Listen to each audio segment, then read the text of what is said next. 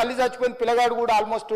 చావు నోట్లో ఉన్నాడు అని తెలిసి పోలీసులు వచ్చి ఏసీపీ వెళ్ళి చెప్పడానికి పోతే థియేటర్ సిబ్బంది లేదు హీరో దగ్గరికి వెళ్ళడానికే వీళ్ళదని చాలాసేపు పోలీసులను కూడా హీరో దగ్గరికి పోనీయలేదు అధ్యక్ష, వాళ్ళ ప్రైవేట్ వీళ్ళు. చివరికి ఏసీపీ కోపం వచ్చేసి మిమ్మల్ని అందరిని తీసి లోపల వేయాల్సి వస్తుంది అని చెప్పిపోయి హీరోకు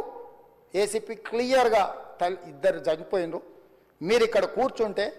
థియేటర్లోనగా థియేటర్ బయట ఉన్న వేలాది మంది ఈ సినీ అభిమానులను మేము కంట్రోల్ చేయలేకపోతున్నాం, లా అండ్ ఆర్డరు శాంతి భద్రతలు చేయి దాటిపోయినాయి, మేము లాఠీ చార్జ్ చేయాల్సిన పరిస్థితి ఉంది, మీరు దయచేసి వెళ్ళిపోండి, వచ్చిండ్రు చూసిండ్రు కదా వెళ్ళిపోండి అంటే లేదు నేను సినిమా అయిపోయే వరకు ఇట్లే కూర్చుంటానని పోలీసులతో చెప్పిండని సిటీ కమిషనర్ నాకు చెప్పడం జరిగింది అధ్యక్ష. అదేవిధంగా ఇంకా కంట్రోల్ కాకపోవడంతో అప్పుడు డీసీపీ పై అధికార రంగంలో దిగి వాళ్ళ అందరినీ లోపట వాళ్ళు ఎంబడున్న అడ్డుకుంటున్న వాళ్ళను పోలీసులతో జరిపించి చక్కగా డీసీపీ పోయి హీరో గారికి బయట చనిపోయినరు, పరిస్థితి చాలా గందరగోళంగా ఉన్నది, మీరు ఇక్కడ నుంచి కదలాల్సిందే లేకపోతే మిమ్మల్ని పోలీస్ స్టేషన్కు తీసుకెళ్లాల్సిన పరిస్థితి వస్తుంది, మీరు ఇక్కడ నుంచి కదలాల్సిందే అని బలవంతంగా అతన్ని